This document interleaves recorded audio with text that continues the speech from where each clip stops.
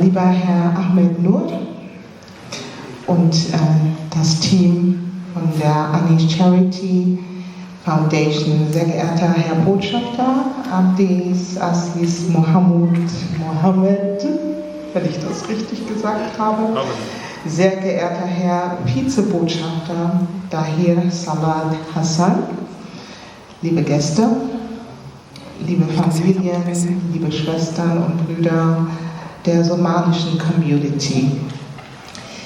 Ich danke euch sehr für die Einladung heute zu diesem, ich finde, wichtigen Tag. Es ist mir eine große Ehre, heute hier dabei sein zu dürfen. Als Mitglied der hamburgischen Bürgerschaft, als erste afrikanisches Mitglied im Hamburger Parlament.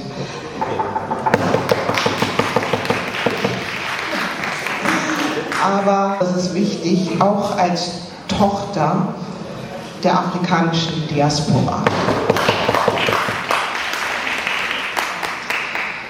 Ich wurde in dieser Legislaturperiode neu in die Bürgerschaft gewählt und darf für meine Fraktion nun die Verantwortung als Sprecherin für Gleichstellung und Antidiskriminierung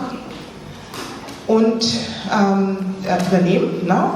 Und auch für den Ausschuss Kirchen- und Religionsgemeinschaften. Ich trage diese Verantwortung für meine Partei intern mit großem Respekt und mit dem festen Willen, unsere Stimmen sichtbar und hörbar zu machen. Das heutige Motto, #Stopp die Gewalt, ist mehr als ein Hashtag. Es ist ein Aufruf an uns alle. Gewalt hat viele Gesichter. In der Familie, auf der Straße, in Schulen, in den Behörden, manchmal aufklärt und stark macht.